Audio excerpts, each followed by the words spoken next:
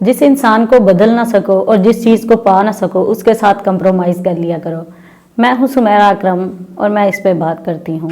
मैं आज इस पे बात इसलिए कर रही हूँ कि मैंने पिछले कोई 1-2 हफ्तों से ये बात देखी है कि मैंने बहुत सारे मेरे मुझसे जिन लोगों ने बात की, कुछ फीमेल कुछ मेल के, जो बहुत ज़्यादा डिप्रेशन में चले गए कि हमें वो इंसान नहीं मिला। मैं आप लोगों को एक छोटी सी बात समझाती हूँ।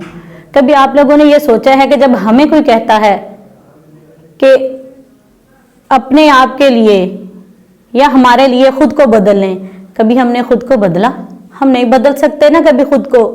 मैं खुद ये बात कहती हूँ कि मैं कभी जिंदगी में किसी के लिए अपने आप को नहीं बदल सकती। जब आप किसी के लिए अपने आप को बदल नहीं सकते तो आप कैसे अगले बंदे से ये तवक्को कर लेते हैं कि वो आपके लिए खुद को बदल लेगा?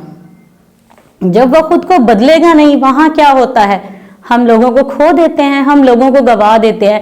मैं एक आपको छोटी सी मिसाल देती हूँ। कभी आज तक आप लोगों ने ये देखा है कि 2 लोग, मेरे साथ वाला अगर इस साइड पे है, हम चल रहे हैं, तो उसका बायां हाथ ही मेरे दाएं हाथ में होगा। अगर वो मेरी इस साइड पे है तो मेरा बायां हाथ उसके दाएं हाथ में होगा।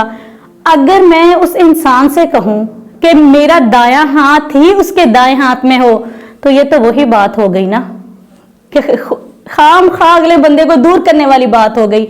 दायां हाथ कैसे दूसरे इंसान का दायां हाथ मेरे दाएं हाथ में आ सकता है?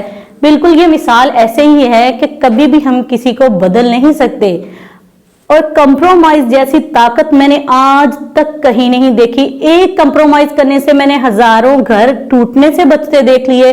मैंने हजारों लोगों को इतने खुश देखा, सिर्फ एक छोटी सी बात, कंप्रोमाइज, मुस्कुरा के कंप्रोमाइज कर लेना। लेकिन एक कंप्रोमाइज ना करने से, अंडरस्टैंड ना करने से हम लोगों को खो देते हैं और फिर उन्हीं लोगों को ब्लेम देते हैं। हम क्यों ब्लेम देते हैं लोगों को? क्योंकि अगर हम किसी के लिए खुद को नहीं बदल सकते तो लोगों को भी नहीं चाहिए कि हम उनसे कहें कि वो अपने आप को बदल लें। लोगों के साथ चलना है तो उनके साथ कंप्रोमाइज करें। ऐसे ही मैंने देखा 1-2 लोगों को कि उन्होंने सिर्फ चीजों का जुनून बना के अपने आप को डिप्रेशन में ले गए कि हमें वो चीज नहीं मिली, हमें वो चीज नहीं मिली। हम लोगों ने कभी एक लम्हे को सोचा नहीं कि जो हमारे पास है वो हमारे लिए है, वो हमारे पास है जो बहुत अच्छा है।